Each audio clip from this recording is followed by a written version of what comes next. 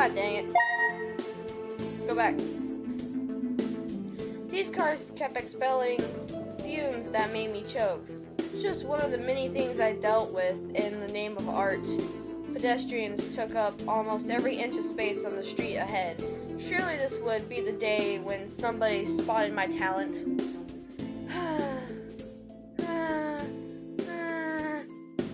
As always, no one offered me anything more than a passing glance, and my will soon dwindled. I guess it just dwindled. Let me be honest. I never expected to be showered with praise by every head who passed here.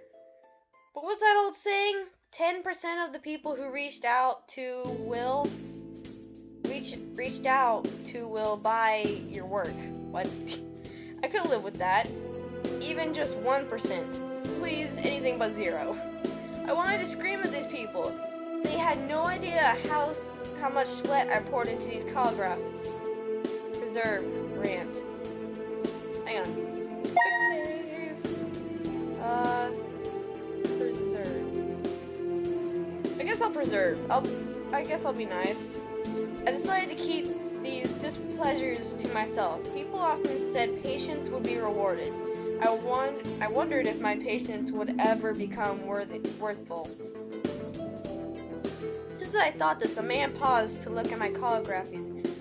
He had a bucket of fried chicken in his hand. The smell made my mouth water. Ah, chicken! As the man eyed my works one by one, I felt my cheeks heated up from anticipation. At last, someone who spared more than a moment with my works. This must be my reward. The timing could hardly be more perfect. I summoned the courage to speak with the man, but he spoke first. You're charging for these? I managed a tiny nod. Uh-huh. The man snorted. I could never hang these on my wall, even if you gave them to me for free. Seriously, this is the most shameless display I've ever seen. Trolls online were one thing. Confronting one in real life was a rarity. Judging from the man's scrawny arms, I bet I could overpower him with ease. Then he would know just how big of a blunder he had made. Attack restraint. God dang it. You know what? I'm fed up with being nice. I'm gonna attack him. I crunched up one of my calligraphies and rose. The man must have sensed my violent intent as he backed a step and shielded his face with a bucket of chicken. Oh, how dare you put that chicken in your face? That's mine! I threw a punch at him before he could flee into the crowd. My fist connected with the side of his head. That marked the first time I had ever hit someone. My knuckles hurt from the blow. But seeing the man's dropped jaw made it worthwhile. He probably grew up this way because nobody ever dared to punish him. A couple of pedestrians popped in and held me back from attacking the man further. I squirmed against their grip, but gave up as my anger waned. Once my breathing returned to normal, the civilians loosened their hold and brushed myself free. I'll remember this! The man fled for the train station, eating another piece of chicken as he did so. I hoped he choked on it. The next morning, someone knocked on my door. I checked the clock. 9 a.m. When would the landlady cut me a break? Miss Venti? It's the police. I kept a hand over my mouth as I kept quiet. As if keeping quiet would make the police go away. They must be here to ask about my assault yesterday. The guy I was punching was nothing but talk.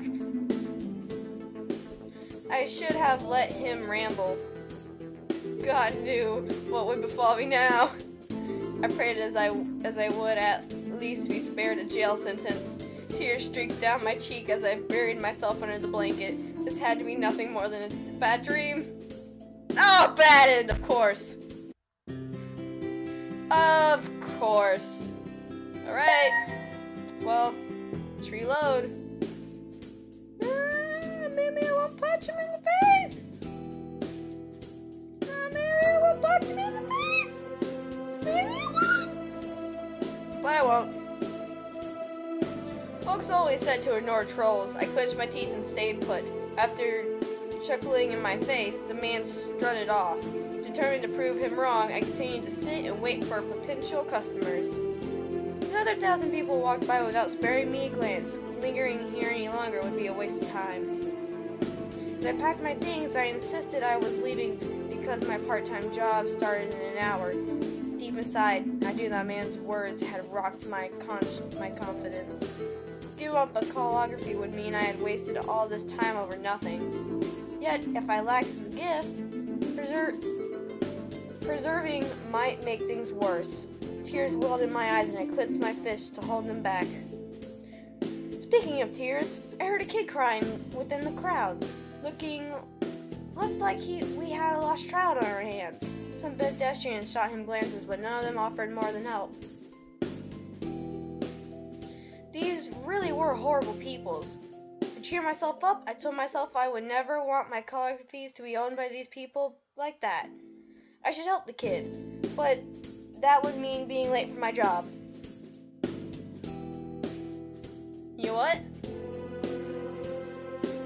Nope, I don't want to do that. You know what? I'm gonna help.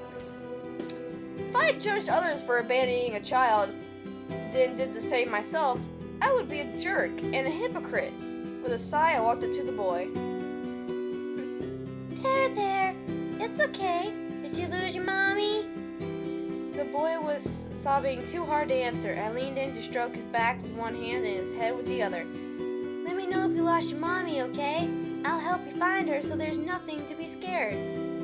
The kid managed to nod at last, and I whispered good boy into his ear. What's your mommy's name? Hungry.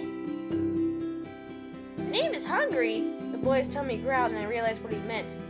Oh well, how about I buy you a sandwich? The kid shook his head. I want ice cream! Hey kid, ice cream is more of a dessert actually. I want ice cream! And so ice cream it was. One for him and none for me. The money came out of my pocket, of course. My poor wallet.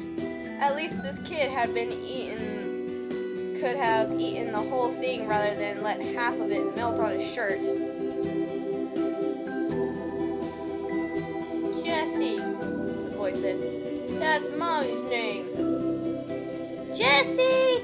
Jessie! I called as I strode along the street. Now people stared at me more than ever, enough to make me blush in fact. Maybe I should try shouting Jessie at random the next time I sold my calligraphies. The sky turned orange as time ticked by. Yes, I knew my shift started half an hour ago. Stop reminding me. A woman squeezed through the crowd and scurried towards us. She ran past a red light, hurrying, nearly getting hit by a truck in the process. Mommy! The boy shook free of my hold and rushed into his mother's embrace. After muttering apologies to her son, the woman gazed towards me. Oh, thank you so much for your help. You're wonderful, just wonderful. The torrent of praises curled my lips into a stupid grin. Anyone would have done the same. Please, if there's anything I can do in return, just let me know, the mother said.